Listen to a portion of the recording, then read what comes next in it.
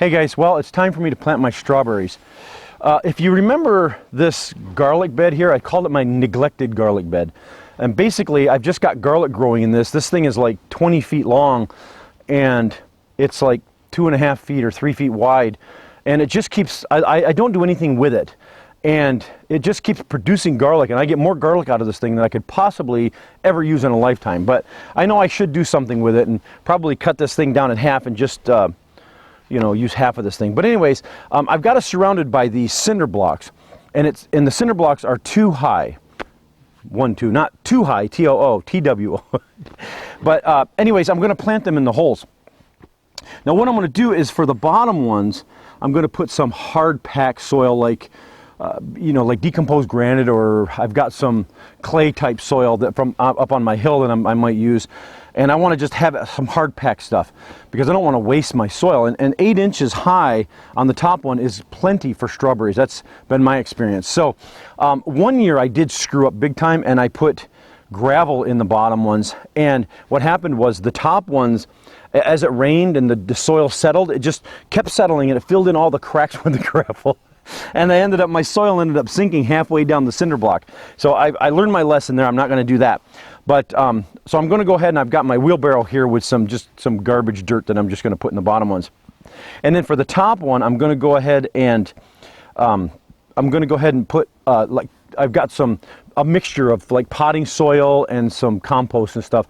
And it's been my experience also that strawberries they're not really too picky about the soil. And so, as long as it's not really hard packed. And so, I'm going to go ahead and I'm going to fill these up with that. Now, the variety that I'm using, that I'm going to put in here, is called Seascape. Now, Seascape is an everbearing strawberry, which means it'll produce a harvest in the spring and then one in the fall. And the beauty of that is that they don't, well, not the beauty of it, but one of the benefits of growing those in here is that the everbearing don't usually send down runners, and so I'm not worried about that here. If I was to grow some like June bearing, which is I have my Bentons over here in a bed, and they produce runners like crazy, and they're June bearing, and basically they will put out all their fruit like in June for a few weeks, and then they'll stop. And so it's great for that. Because they can just produce runners, keep dropping runners, and then I cut the runner, and then I've got more plants, and they just keep producing. I got more and more and more plants. But the everbearing, I'll get 2 crops. Sometimes you get 3, but it's been my experience. Usually in the spring and in the fall you get them. But anyways, if you were only going to grow June bearing in here, then what you would do is if you had runners, you would take the runners and then put a pot here somehow raised up and drop the runner into it, get the runner to root, and then snip the runner, and then you can take and plant it somewhere else or plant it in more. But anyways, I've got 6 strawberries that I bought at the nursery, and it was $2.79 for 6 of them. So that's less than 50 cents a plant. And so I'm going to go ahead and put those in 6 here. And then what I will do is, I could bring some of the other ones over and put them in here, but one word of advice when you do that, at least for me, is when I've got so many plants around my yard that I can never remember what I have. So I could plant some Seascapes in here, put Bentons here, and put some other ones around, and then I'm going to completely forget what is what. And so, so in my yards, I like to keep everything separate because I have a sheet, which I'm going to do a video on, of my yard, and I have it laid out in a graphics format, and it basically says everything that I have and all my plants and stuff like that. Because I just got so many I can't remember what they are. I've got 6 different kinds of grapes, and I've got 9 different kinds of blueberries and stuff like that. So it's good to keep them all separate. That's just kind of one word of advice. So I'm going to go ahead. I'm going to fill these the bottom ones up with that garbage dirt, and then I'm going to go ahead and put some good soil in, and I'm going to go ahead and plant these. I'm putting them in the center of the bed, because in the center of the bed I've got these really small, I don't know if they're soft neck. I think they're soft neck, because down here I've got some really large hard neck that are growing, and it seems to be that, I don't know. I can't remember what I planted. See, that's the thing that I was saying, is that if you can't remember, if you don't have them labeled, I've got like 6 different kinds of garlic in here, and I can't remember what is what. And so it's kind of, yeah, it's That's my mistake. I do that all the time. People will give me plants too, and I'll say, hey, let's just throw it in this bed right here, and I'll throw it in a specific bed, and then all of a sudden, it's anybody's guess as to what it was. Because you give me, even give me like 3 months down the road, and I can't remember what I planted in there. So, anyways, okay, so that's pretty much it there. So I'm going to go ahead and I'm going to pack this down. Then I'm going to bring in some good soil. Okay, perfect. Okay, let me show you this here. This good soil right here that's pretty much just composted everything, and a little bit of potting soil that I had laying around. So I'm going to go ahead and put this in here.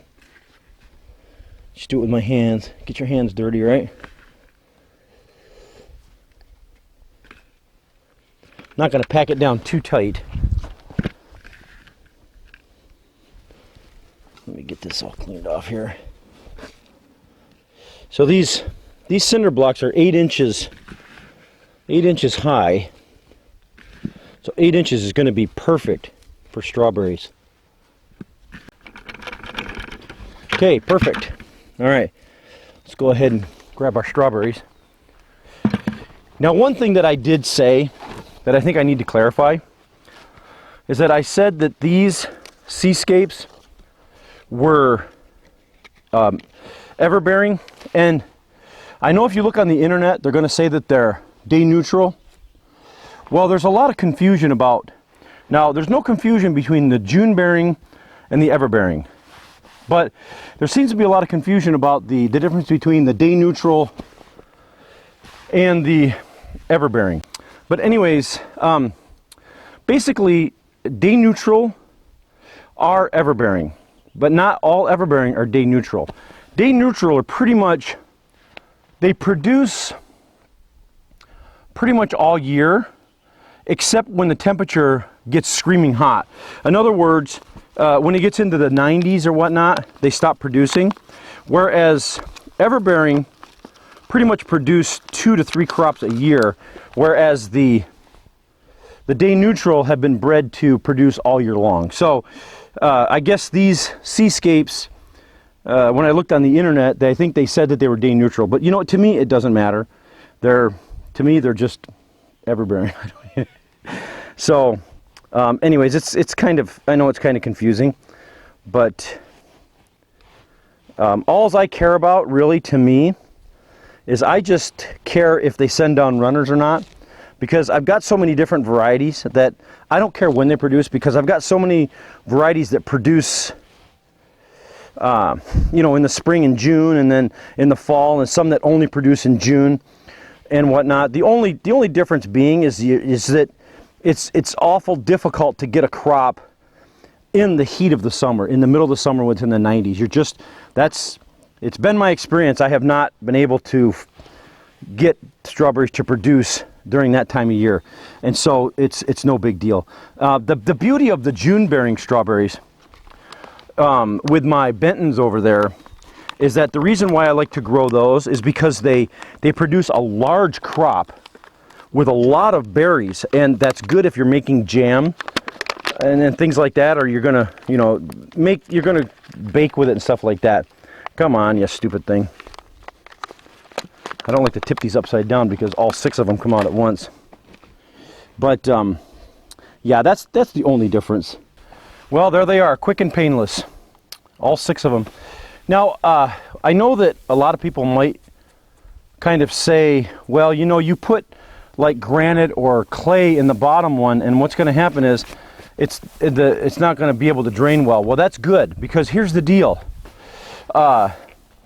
These things are going to dry out quicker just because they're in cinder blocks anyways. And so this water during the summer is just going to evaporate a lot quicker. So if I can retain that moisture in here, I'm perfectly fine with that. So it's going to probably be a double plus, you know, because it won't drain out too quick. It won't allow the dirt to settle, and yeah, well, those 2 things right there alone are a plus. So yeah, I want it to retain more water because I'm going to have to water these more in the summer. That's the only, the biggest drawback that I can see to growing in these cinder blocks is that they will dry out a lot quicker. So you want to be conscious of that.